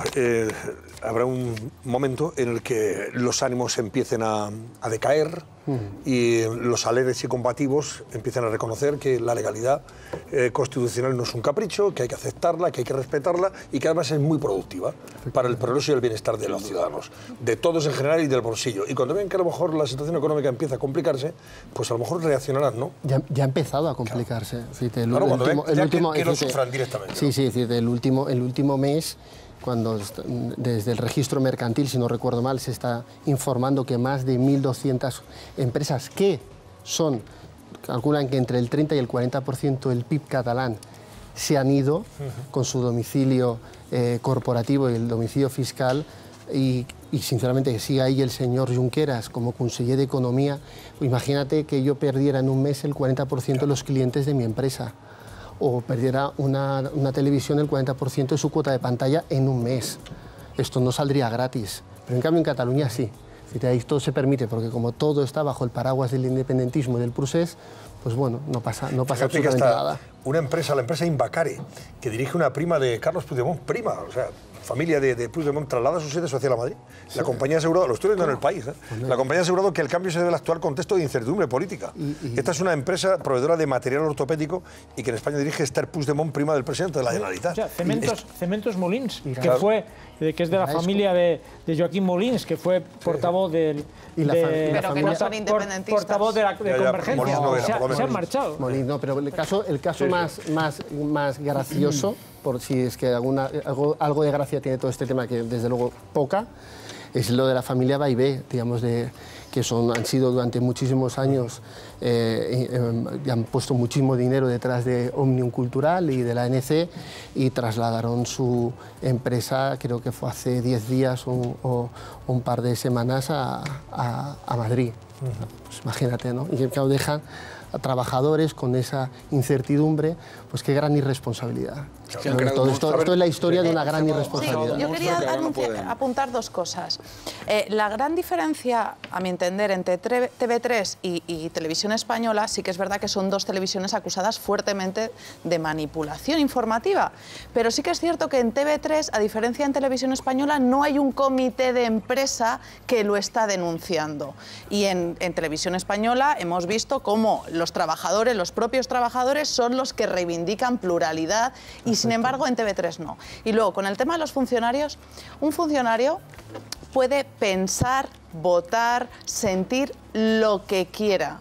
Es decir, aquí no estamos hablando de que los funcionarios tengan que votar determinadas fuerzas políticas o no sentirse independentistas. Lo que está claro es que los funcionarios están sometidos a un reglamento que les obliga, igual que a Puigdemont, igual que el resto del gobierno, a cumplir las leyes. Principio de legalidad, claro. Exacto, principio de legalidad. Y por lo tanto, también no vayamos al simplicismo, es decir, es que los funcionarios no van a ser despedidos por ser independentistas, sino por no acatar la ley. Efectivamente. Que creo que es a nadie se le importantísimo. prohíbe en España ser independentista, a nadie se le persigue. Pero si la lo hemos grandeza dicho tantas de la veces democracia. que aunque sea obvio, hay que recordarlo. A nadie en este país es detenido ni condenado por ser independentista, ni republicano puede defender la República, puede defender la ley. Lo que no puede hacer es incumplir la ley. El problema que tenemos es que si 200.000 funcionarios se plantan, no puedes despedir a 200.000 funcionarios. Esa es la historia. Es que ahora va a haber un choque de trenes gordo, importante, y es a ver quién va a vencer aquí. Es decir, si van a ver que tenemos una ventaja, y es Hacienda, que ya la Hacienda del Estado recauda, creo que es el 70% de los impuestos que se generan en Cataluña. Por lo tanto, por ahí, y nadie va a ver quién es el guapo que dice, yo este trimestre de IVA no lo liquido donde toca, se lo voy a enviar a Junqueras a su casa. Eso no lo va a hacer nadie. Pero cuando lleguen aquí pueden pasar dos cosas. Una, que la gente diga, oye, se sigue pagando la nómina, esta es la ley, yo voy a ir a trabajar a las 9, voy a tal. O dos, que Omnium, que ANC, que los que están moviendo esto, que es un monstruo enorme que lleva cebando mucha gente durante muchos años, venza y consigan que se haga esa resistencia. Una cosa es ir a una manifestación con un globito, y otra cosa es jugarte el puesto de trabajo y el sueldo del mes. Y porque tienes que pagar la hipoteca, porque tienes que pagar el colegio de los niños, porque tienes que ir al supermercado a comprar. Sí, pero a ver cómo se despide a ese funcionario. Es que no es lo mismo, no es lo mismo ir a la Mani, no es lo mismo ir a la Mani a sujetar una pancarta, que si eres funcionario. Carmelo, pero sí que es verdad que el 1 de octubre contaron con muchísima complicidad ciudadana, que sabían que se estaban poniendo en un brete legal, guardando las urnas, y contaron con muchísima complicidad. No hay que despreciar el compromiso de la gente en Cataluña. Lo de la complicidad ciudadana con el independentismo está muy bien, pero no podemos olvidar que había dos Fórmula 1 que iban por delante y que iban dopados, lo que se dice de muchos partidos políticos, que eran Òmnium Cultural y la Asamblea Nacional Catalana. Y ya dopados no hay, porque iban muy bien engrasados económicamente. Hombre, y ya no hay más gasolina. Por lo tanto, cuando se habla de la movilización permanente y se dice hay una juez en la Audiencia Nacional que ha determinado el ingreso en prisión preventiva. Bueno, la que se va a armar cada día, bueno, pues se puede armar el primer día y el segundo. Pero al final la gente hace su vida, hay gente que tiene que estudiar, gente que tiene que trabajar, gente que tiene que atender a su familia y, sobre todo, cuando no está el dinero y no está esa gasolina, pues ya efectivamente te lo piensas, porque de Òmnium Cultural y de la Asamblea Nacional Catalana, en términos de recursos económicos y cómo se han gestionado dinero público, también hay bastante que hablar y los tribunales seguramente tendrán algo que decir. Atención. Yo estoy de acuerdo que la clave es el control, la gestión y el control presupuestario de la Generalitat. El tema del dinero. El tema del dinero y cómo se distribuye ese dinero es la clave para intervenir. Realmente esa es la intervención real. Yo creo que esa es la intervención real. Yo creo que lo que se busca, o por lo menos desde mi punto de vista, que tengo clarísimo, el Gobierno de España, con el apoyo del Partido Socialista y Ciudadanos, más que la intervención, es restaurar el principio de legalidad, la legalidad y el ordenamiento jurídico en Cataluña, con una cosa tan sencilla como que vuelva a haber control, digamos, en el Parlamento de Cataluña, donde al fin y al cabo está la soberanía. Donde pero están... en el 155 es verdad que no habrá control al gobierno porque no habrá gobierno. No, pero por lo menos habrá... Pero tenemos que ser finos en el análisis. Correcto, pero se está produciendo una situación absolutamente anómala, y es que llevamos más de un mes con el Parlamento cerrado. Antonio Gómez Reino, ha sido un placer. Espero verte más veces por aquí. Gracias a vosotros. Te invitaremos, por supuesto. Muchas gracias. Un placer. Bueno, estamos de vuelta y volvemos con Mónica González, para que nos pongas en suerte este juicio que ha comenzado hoy en Cuenca contra Sergio Morate, autor del doble crimen de las chicas. De las Marina chicas de y Cuenca, de como se llama ya, su exnovia Marina Okarinska, de 24 años, y la amiga de esta, Laura del Hoyo, de 26 años. Juicio que ha empezado a verse hoy y que ha evidenciado a un acusado tipo frío, distante, y además que ha dicho que no piensa declarar. Totalmente, Antonio. La verdad que es un juicio muy esperado. Han pasado 2 años desde aquel terrible crimen del 6 de agosto del 2015. Vamos a ver las imágenes de las afueras de los juzgados, de cómo los familiares de Marina y de Laura increpan al acusado, le llaman asesino, criminal, púdrete en la cárcel. Una escena que pone los pelos de punta, la verdad. Presas del dolor, las familias pidiendo justicia y pidiendo que el presunto acusado, el presunto culpable, pague por las muertes tanto de Marina como de Laura. Hay que decir que, como te decía, Antonio, han pasado ya 2 años, ahora mismo se celebra en la Audiencia Provincial de Cuenca este juicio contra Sergio Morate, que esta es la imagen de Sergio Morate en el juicio. Como tú bien decías, Antonio, yo creo que se le ve tranquilo, frío, controlando además, de repente miraba alrededor para ver quién estaba, quién no estaba. Incluso se le ve con algún kilito de más, tiene esta barriga y todo, parece que la cárcel le ha sentado demasiado bien. Todo lo contrario que algunos otros delincuentes, y como tú apuntabas, Antonio, se ha acogido a su derecho a no declarar, y lo vamos a escuchar, cómo lo ha dicho. ¿Va a prestar usted declaración? No. Vamos a empezar con el Ministerio Fiscal. ¿El Ministerio Fiscal le va a responder? No, me cojo mi derecho de no declarar.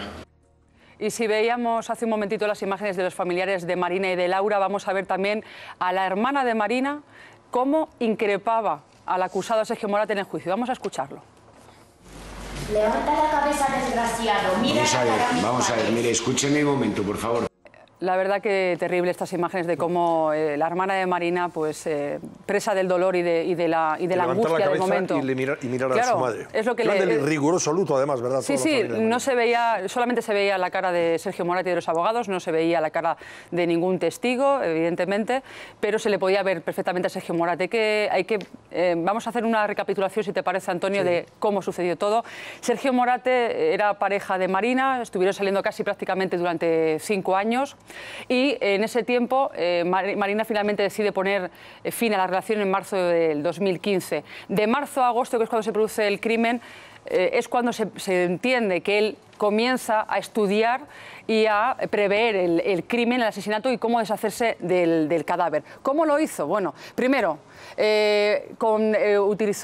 compró varios elementos, como unas bridas, también incluso una pala, compró también una cinta de embalaje y la famosa calviva. Yo creo que es uno de los elementos más característicos. Luego, ¿qué hizo? Buscar un lugar en concreto en la Palomera, que es un lugar además donde su familia tiene una casa muy cercana, y allí lo que hizo fue cavar un hoyo para una persona. Antonio pensaba solamente asesinar a Marina y enterrarla, evidentemente, allí. Después, ¿cómo ocurrieron los hechos? Pues si te parece, vamos a comentarlo. El 6 de agosto es cuando se produce el terrible crimen. Lo que hace Sergio Morate es llamar a Marina, a su expareja. Después de haberla llamado, Marina decide llamar a su amiga Laura porque no se fía de lo que vaya a pasar en aquella tarde. Las dos víctimas acuden al domicilio donde está el acusado, entran por la puerta, Sergio Morate presuntamente cierra por dentro la puerta, Marina se persona en la habitación, en el dormitorio junto con Sergio Morate, y en ese momento Sergio le pone una brida en el cuello y la asfixia. Los gritos es cuando provocan la huida de Laura, que intenta salir de la casa, no puede, y es cuando Sergio Morate la golpea, la tira al suelo y la asfixia con sus propias manos. Es en ese momento cuando ha acabado con las vidas de las dos chicas. Después de este momento llega el momento de deshacerse de los cadáveres. ¿Cómo lo hace? Bueno, lo que hace es utilizar un coche, o además un coche rojo de un amigo que le prestan, lo introducen en ese coche, uno en el maletero, otro en el asiento trasero, y a las 9 de la noche viaja a Palomera, esa zona que te acabo de comentar, Antonio. Espera que anochezca, hasta que entre bien la noche. Hacia la 1 de la madrugada es cuando comienza a enterrar los cadáveres. La fosa que había creado con la zanja era solamente para un cadáver, entonces tuvo que desenterrar un poquito más la tierra e intentar meter al segundo cadáver. Lo que hizo fue quemarlos, enterrarlos en cal viva, taparlos como pudo, pero quedó de alguna manera al aire. Gracias a eso, gracias a ese despiste, digámoslo así, poco después, el día 12 de agosto, el 11 de agosto, perdón, es cuando aparecen los cuerpos de Marina y de Laura, gracias a una persona que andaba por allí, un ciclista, una persona que estaba en el campo y ve a estos dos cuerpos semienterrados. En ese momento, del 6 al 11, Sergio Morate estaba huido, se había dirigido hacia Rumanía, y el día 13 es cuando por fin la policía rumana, además bien armada, llega a la casa del amigo de Sergio Morate, que le estaba acogiendo en ese momento, y le detiene a Morate en Rumanía. Es en aquel momento cuando por fin detienen al presunto asesino tanto de Marina como de Laura. La verdad que es un crimen, Antonio, atroz. Es un crimen además que podríamos decir que en el juicio además se le ha visto, como tú decías, muy frío. El jurado popular está integrado por 7 hombres y 2 mujeres, lo van a tener crudo para además escuchar todo el tipo de pruebas que hay. Y hay un testimonio que es para terminar esta intervención, Antonio, que yo creo que también es importante, que es el de la madre de Sergio Morate, que de nuevo a la salida del juzgado ha pedido perdón por los actos de su hijo. Vamos a escucharlo. Un mensaje para las familias de las víctimas. Pedí disculpas y sigo pidiendo disculpas. La madre del asesino. Tenemos a Cruz Morcillo, periodista de ABC, que está siguiendo el juicio desde hoy en Cuenca y puede contarnos algunos detalles más. Han dado varias exclusivas, ella y Pablo Muñoz, sobre este caso desde sus inicios. Buenas noches, Cruz. Buenas noches, Antonio. Pero ¿cómo estás? ¿Cómo ves al acusado en este momento? El hecho de que haya decidido no declarar, ¿eso qué os sugiere a los que seguís habitualmente este tipo de juicios? Bueno, ha seguido la misma estrategia que durante toda la instrucción. En todo momento se ha negado a declarar. Solo hizo aquella declaración espontánea en el coche cuando le traían desde el aeropuerto, los policías que le trajeron de vuelta de Rumanía, desde el aeropuerto de Madrid a Cuenca, hizo aquella especie de confesión a uno de los policías de homicidios que había estado continuamente en contacto con su madre. Ese policía y su compañero lo depusieron ese testimonio en una diligencia que está aportada a la causa, pero es la única declaración que ha hecho porque siempre se ha negado a declarar. Bueno, esa declaración tiene el valor que tiene, quiero decir, en el plenario no ha declarado, que es donde realmente sirven los actos. ¿Cómo lo he visto? Lo he visto impávido, frío. Yo digo en mi crónica de mañana que es como si estuviera invitado al juicio, ¿no? En lugar de enfrentarse a 48 años de prisión. Es un ser que causa, a mí particularmente, si me lo permiten, me causa verdadero desprecio, porque a última hora de la tarde, cuando ya eran casi las 8 y todo el mundo estábamos muy cansados, lógicamente, porque ha sido una sesión muy larga y muy intensa, casi una quincena de testigos y todas las cuestiones previas, pues se ha apoyado así en la mano y todos teníamos la sensación de que se iba a quedar dormido, ¿no? Hoy, además, durante la vista, el abogado de la defensa, el abogado de Sergio Morate, ha pedido que el juicio se celebrara a puerta cerrada y que se incomunicara al jurado. ¿Qué estaba persiguiendo con esta estrategia procesal el abogado de Morate? Bueno, ha hecho un alegato muy fantasioso, ha dicho por supuesto que su cliente no tiene absolutamente nada que ver con los hechos. Es un abogado que además ya le defendió, porque recordemos que este señor, Sergio Morate, estuvo condenado por unos hechos similares que afortunadamente no acabaron como esta desgracia, ¿no? Encerró a su novia, la desnudó, a la que le había abandonado también, la encerró y la fotografió desnuda, y él ya le defendió en ese momento. Entonces lo que pretendía era, bueno, pues que no trascendiera absolutamente nada del juicio y que según él los jurados no se vieran condicionados por lo que contamos los medios de comunicación. La fiscal, desde mi punto de vista, ha hecho un alegato muy brillante donde ha explicado la importancia que tiene de que la sociedad conozca lo que se celebra en una sala de audiencias como lo que hemos visto hoy, ¿no? Si me pregunta ¿qué me ha impactado especialmente? Pues habéis puesto cómo gritaban desesperada la madre de Laura del Hoyo y sus dos hermanas, Sonia y Cristina, ¿no? Ha sido desgarrador cuando Alina, la hermana de Marina, ha empezado a declarar, ha hecho una declaración extraordinaria, plagada de detalles. cuando la madre de Laura del Hoyo, cuando ha terminado de declarar, le ha pedido al presidente del tribunal que le dejara ponerse delante de Sergio Morate para verle la cara, ¿no? Evidentemente el presidente del tribunal no podía concederle eso, no podía autorizarlo, pero ha sido un momento también pues muy desgarrador.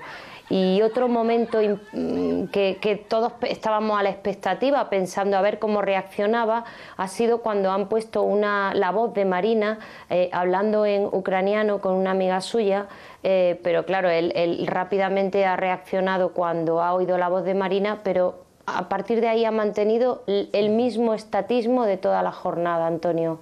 Bueno, la hermana de Marina en un momento determinado, bueno, ha declarado lógicamente y ella ha dicho o ha contado cómo su hermana se sintió extraordinariamente controlada, de forma además peligrosa por este sujeto, hasta llevarla a romper esa relación sentimental que mantenía, porque era obsesivo, ¿no?, en el control que quería ejercer sobre ella. Sí.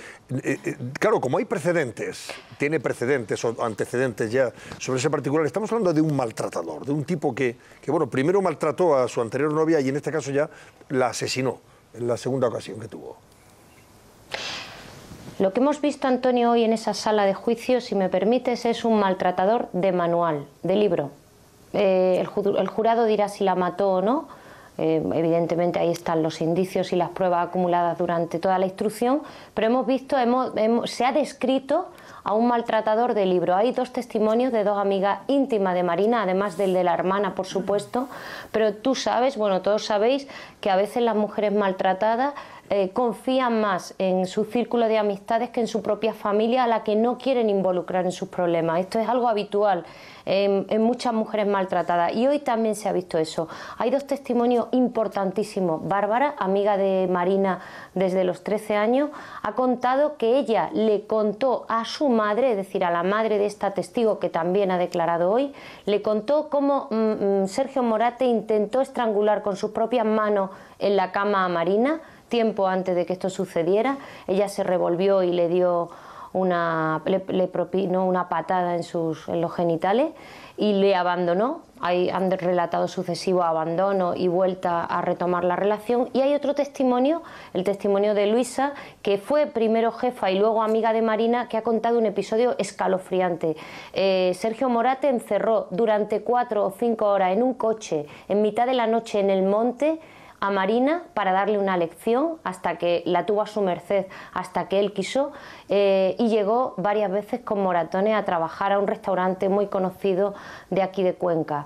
Esta mujer ha contado que Marina le dijo: he escrito un documento por si me ocurre algo para que este cabrón no se vaya de rosita. Es literal lo que te he dicho, Antonio. ¿Por qué la defensa insiste en que no hay pruebas concluyentes contra Morate? A pesar de todo lo que se ha contado, vosotros además develaste en exclusiva que la prueba de autor, el dato de autor que se llama, es esas bridas que había comprado con las que asfixia a Marina. ¿Es una estrategia habitual de las defensas o es que realmente no existe esa prueba concluyente para acusarle de asesinato y pedirle los 48 años de cárcel? Te resumo, la fiscal en su alegato lo ha contado muy bien. Hay una serie de hechos descritos a la perfección, actos preparatorios, les llama la policía y así les ha llamado también la fiscal.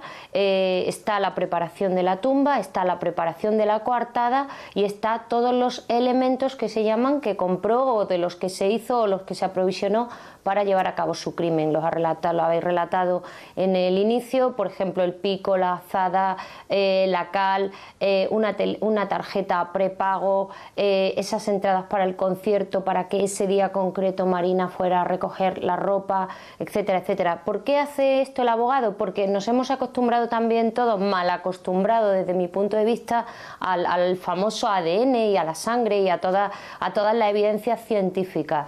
Se ha empeñado el abogado muy mucho en decir que no se encontró ADN de las víctimas ni en los coches en los que supuestamente pudieron ser trasladados los cadáveres, ni en los registros de la vivienda, ni en la de aquí de Cuenca, ni en la otra de Palomera, ¿no? Entonces el abogado sostiene que como no hay ADN ni hay sangre de la víctima, pues que su cliente poco menos que pasaba por allí, ¿no? Yo solo me quedo, te doy un dato, por ejemplo, ¿no? A las 5:25, 5:30 de esa tarde del 6 de agosto, Marina habla a gritos desde el coche de su amiga Laura en la puerta del piso de la urbanización de Sergio Morate. Un vecino que la conoce porque ella ha vivido ahí con Sergio Morate y con sus padres, la ve, incluso la oye como le está diciendo que la deje en paz. Y así lo cuenta. Es la última persona que ve con vida, salvo Sergio Morate, a Laura y a Marina. Bueno, nos podemos preguntar qué interés tiene ese señor en decir que vio a Laura gritando, hablaba con Sergio Morate, porque eso está aprobado también por todas las transferencias, por todas las llamadas telefónicas que se cruzaron. Y ahí subieron y nunca más salieron vivas. Bueno, Cruz, lo dejamos aquí. Mañana sigue el juicio. ¿Seguirás ahí en Cuenca mañana?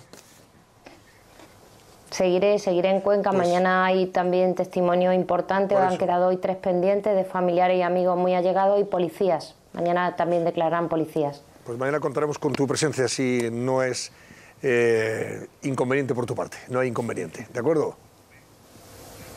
Muchas gracias. Gracias, Cruz Morcillo, desde Antonio, Cuenca. Un apunte. Sí. 42 asesinatos machistas hasta este domingo, que falleció la última en Almería. Es un 16% más que en el año anterior, que en el 2016, que murieron la cantidad de 44 en todo el año, que es muchísimo. Ha habido un pacto de Estado contra la violencia de género. Vamos a ver si entre todos impulsamos y dejamos que esta lacra social se esté llevando a mujeres por delante. Por supuesto. Volvemos enseguida, hasta ahora mismo.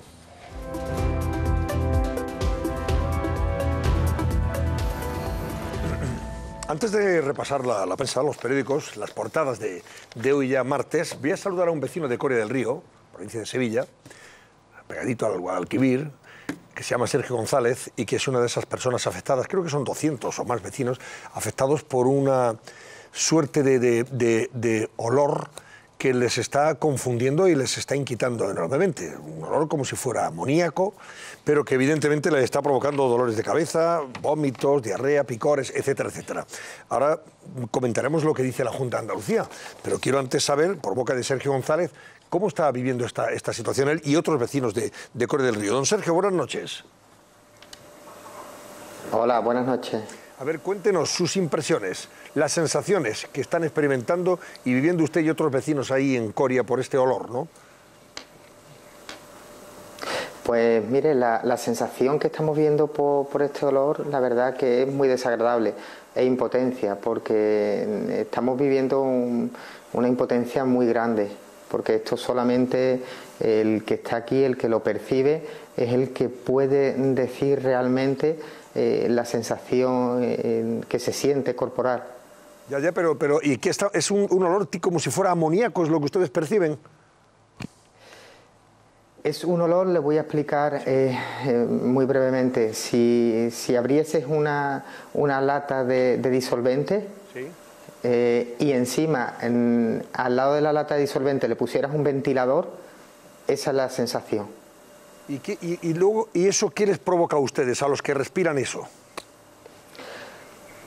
Pues provoca una parestesia, el adormecimiento de articulaciones, sobre todo a nivel parental, occipital, de la cabeza, muy desagradable, picor. Hay mucha gente que le produce en la garganta herida, diarrea, vómito, malestar, insomnio, porque no se puede dormir, y un nerviosismo general. ¿De dónde viene el olor? ¿Usted en su casa lo percibe en cualquier lugar de la casa? ¿Por dónde entran esos gases o ese gas? Concretamente yo lo percibo en el cuarto de baño. Casi todo el mundo lo percibe en el cuarto de baño, pero también se percibe en la alcantarilla de afuera. Entonces es un problema cuando nos dicen desde la Junta de Andalucía que abramos ventanas, que corra el aire, y cuando si abres una ventana, abres una puerta, entra más del exterior que del interior, y es inaguantable. ¿Y en todas las zonas de Coria del Río, en todas las partes de Coria del Río se percibe este olor, este aire contaminado, o solamente en una parte de la ciudad? es en una parte que se llama la barriada Guadalquivir. Se está extendiendo un poco a algunas zonas, pero donde está el foco es en la barriada Guadalquivir. Le cuento, y ahora me dice usted si esto les tranquiliza o no. Los inspectores de salud enviados por la Junta de Andalucía han detectado en unos análisis hechos en el aire, bueno, al aire, que ustedes están respirando altos niveles de fenol y dimetilacetamida. No sé si lo he dicho bien, lo repito. Dimetilacetamida. Ambas sustancias químicas, lo he dicho bien, ¿verdad? Son sustancias químicas, aunque está por determinar si de origen industrial o no saben de cuál es el origen. En cualquier caso, dicen que no son cancerígenos estos gases o este olor, pero serían sustancias bueno, nocivas de alguna forma para provocar este tipo de reacciones, ¿no? De vómitos, dolores de cabeza, picores fuertes de garganta y de ojos, y síntomas que son más fuertes en niños que en personas adultas. Esto es lo que le han dicho a ustedes, ¿verdad? También, ¿no? Pues me parecería medio correcto lo que usted está diciendo, porque resulta de que de la consejería hoy nos dicen que el análisis ha sido del agua del alcantarillado, que de los gases no se sabe absolutamente nada, cuando desde primera hora dijeron que la analítica de gaseosa era de fenol y el dimetilacetamida, que era la sustancia, que son muy tóxicas para la salud, sobre todo para personas embarazadas. ¿Cuántas personas están sufriendo las consecuencias de esta situación, de este aire contaminado en Coria? Pues le puedo decir que vamos por mínimo 400 personas. Han estado hablando 200, pero son 400. Y ahora se suma la gente que, bueno, que asocia lo que estamos hablando antes, la cefalea, el sangrado por la nariz, el dolor articular, diarrea. Algunas personas acusan con fiebre, el dolor abdominal. Y se suma mucha gente, muchísima gente. Además nos dicen que esto es leve, y yo no entiendo cómo asocian que es leve cuando un señor llega con una hipertensión al ambulatorio o llega con una taquicardia después de la parestesia de unas 150-160 pulsaciones. Bueno, una cosa más, a ver, Sergio, quería preguntarle a Alfonso. Sí, Alfonso brevísimamente, Sergio, buenas noches. Vamos a ver, aquí lo que está describiendo usted es una situación realmente muy problemática. Hemos escuchado cómo la Junta de Andalucía, el Gobierno de Andalucía ha dicho que hay algunas molestias para la población, pero que no hay problemas para la salud. Cuando usted habla de unos dolores de cabeza o de unos mareos, dolores en las articulaciones, diarreas, es decir, unos problemas verdaderamente serios. Mi pregunta es, ¿qué les ha trasladado la Junta de Andalucía? ¿Qué tienen ustedes que esperar? ¿Va a haber algún tipo de respuesta? ¿Se van a seguir haciendo exámenes? ¿Qué va a pasar? Porque ustedes están padeciendo una situación verdaderamente dolorosa en muchos casos.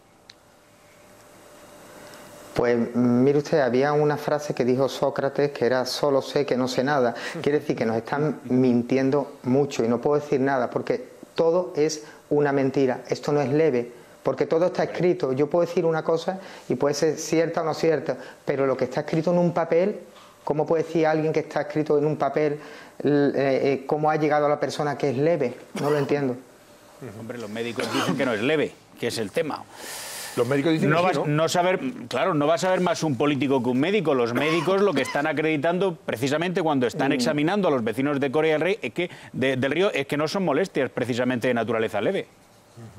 Bueno, es que lo que parece es que están absolutamente intoxicados. Sí, sí, es intoxicación lo que hay. Es una intoxicación masiva, entiendo yo. Y lo que debería haber es una investigación, no paliativa, sino una investigación para ver, porque esto les pasa desde hace un tiempo. Hay niños, hay ancianos. ¿Cuáles van a ser las consecuencias? Más de 3 años. ¿3 años? ¿Desde hace 3 años? Estamos totalmente envenenados. Sí, estamos totalmente envenenados. Yo llevo poniendo denuncias desde hace 3 años. Sí, corríjame si me equivoco, pero en el año 2015 ya, yo hablaba con los compañeros de ABC Sevilla, en el año 2015 ya hubo un brote importante y esto se ha ido repitiendo, es decir, hace por lo menos 2-3 años que eso está ahí, que está ocurriendo, que describían también unos olores parecidos al combustible, a la gasolina. Yo creo que es que ha habido picos y valles, pero ya en 2015 de hecho se dio alguna noticia. Pero es que las consecuencias sobre la salud creo que son, bueno, absolutamente desconocidas y que se irán viendo en el tiempo y luego alguien tendrá que relacionar una cosa con la otra y eso será irreversible porque, vamos, para las embarazadas esto no creo que sea buenísimo, ni para los niños, ni para los ancianos, ni para la población en general.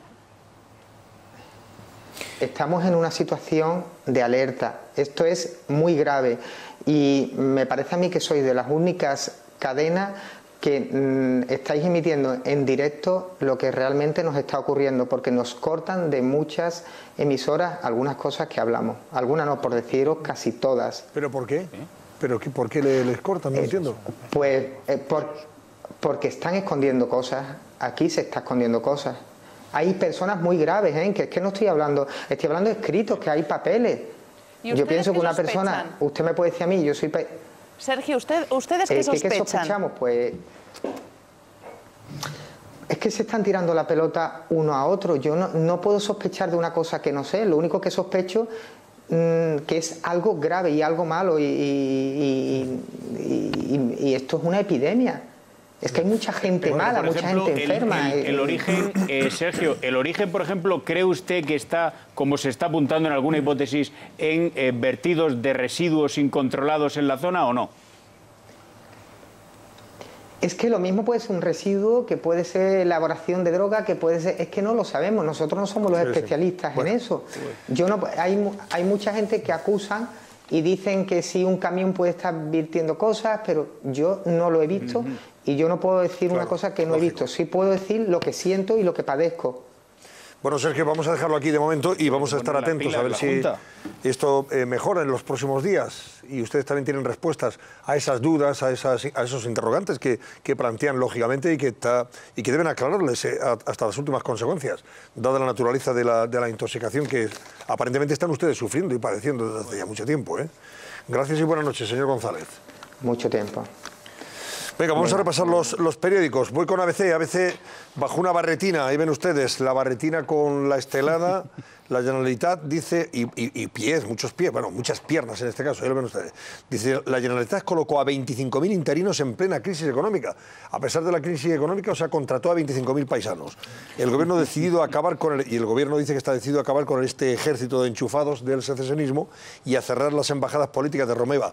Si esto es así, como contáis, Chicote, esto explica por qué, oye, hay también mucha gente que no tiene otra cosa que hacer nada más que manifestarse cada vez que haya alguna decisión en contra del separatismo, ¿no? Mucho más fieles que los funcionarios de carrera, lógicamente, porque su puesto de trabajo están defendiendo depende de ellos. Su penuria, su dinerito. Y la estructura internacional de las mal llamadas embajadas, recordemos, por ejemplo, yo estoy trabajando en información ahora de la de Estados Unidos, se abrió en tiempos de Montilla y Carlos Rovira. Es decir, que aquí hace mucho tiempo que se está alimentando... Se ha pegado un subidón y sobre todo la tarea de lluvia fina que ha hecho, hemos visto antes unas imágenes, el señor Romeva, ha sido impresionante. Medios de comunicación de los más influyentes a nivel mundial. Y ahora estamos recogiendo por desgracia. Hay alguna noticia sobre eso que enseguida os daré. ABC en su portada, el Senado espera a Puigdemont, le ofrece acudir en persona para que pueda defender su posición en el Pleno ante todos los senadores. También destaca que la fiscal concluye que la trama Gürtel hizo de los sobornos un modo de vida, que muere una turista gaditana tiroteada por la policía en una favela de Río de Janeiro, otra noticia que ya le hemos contado, y pensionistas y trabajadores perderán poder adquisitivo este año. Esa es una mala noticia, sin duda. Voy con El País, solo sobre el tema separatista. Solo la plena restauración de la legalidad evitaría el 155. O sea, si se restaura la legalidad en Cataluña, el 155 no se pondría en marcha. El Gobierno no contempla retirar las medidas excepcionales de intervención en Cataluña con una simple convocatoria de elecciones por parte del Gobierno. Gobierno de la Generalitat. O sea, si el señor Puigdemont dice adelanto las elecciones y nada más, sin renunciar a todo lo que se ha ido haciendo en ese proceso separatista, no se para el 155. Luego habla también de desmontando el plan económico de la Generalitat para la independencia, que es una información muy interesante que lleva a su portada El País, y los referendos de Lombardía y Véneto que sacuden el tablero electoral italiano. Ojo, ya ha habido referendos en Lombardía y Véneto para pedir más autonomía. Así se empezó y así sabemos cómo se puede acabar. Y por eso lo de Cataluña preocupa mucho en el resto de Europa. Lombardía y Véneto, la autonomía que reclaman se acercaría levemente a la que ahora tiene disputa Cataluña. Se acercaría levemente, que ni siquiera, no sería ni la autonomía plena que ha tenido Cataluña, ¿eh? Y es lo único que están reclamando, fíjate. El Mundo, Puigdemont prevé ir al Senado y abre la vía para evitar el 155, así lo interpreta El Mundo. El presidente catalán baraja la posibilidad de intervenir en la Cámara Alta para presentar alegaciones a la aplicación del artículo 155. Y el Poder Económico catalán pide elecciones inmediatas ante el posible caos. Guardia Civil y Policía seleccionan a los jefes de los Mossos de Escuadra para relevar a Trapero. Claro. También habla de Carmena, que da contratos, la alcaldesa de Madrid, por 472.000 euros a la cooperativa fundada por uno de los dirigentes de Podemos, Rafael Mayoral. Toma ya. Y que Bárcenas ocultó pagos de $500.000 en casa del gerente de Esperanza Aguirre. Hacienda afirma que se realizaron con dinero negro, lo que agrava los delitos fiscales del extesorero del Partido Popular. Por cierto, Mauricio Macri, arrasa y complica el futuro de Kirchner. Arrasa en las elecciones en Argentina. La Razón, Moncloa. Según Moncloa, dice La Razón que el 155 ya es imparable. O sea, no se va a parar. El gobierno advierte de que ya no valen más trampas y que no basta solo con convocar autonómicas, sino que la Generalitat ha de volver a la legalidad total. Puigdemont planea ir al Senado junto a los alcaldes. Esquerra, el Partido Democrático y la CUP no llegan a un acuerdo para votar la declaración de independencia el jueves. O sea, hay desacuerdo total y los empresarios catalanes exigen elecciones inmediatas para salir de la crisis. La secesión haría caer las pensiones una media de 209 euros al mes, o sea, un 22% menos cobrarían los pensionistas catalanes. Y el fiscal general mantiene que se querellará contra el presidente catalán, pero espera a su declaración, a ver qué hace. Mientras la empresa de Gerona, que dirige una prima de Puigdemont, también se ha trasladado a Madrid. La foto de portada, como en otros muchos periódicos, es la del asesino de Cuenca, de Moratti. El titular es definitivo, el de La Razón, el 155 imparable. Es imparable. Voy con La Vanguardia. Puigdemont quiere rebatir en el Senado la aplicación del 155. Parece que todos los medios, todos los periódicos dan por hecho que va a venir al Senado, Puigdemont.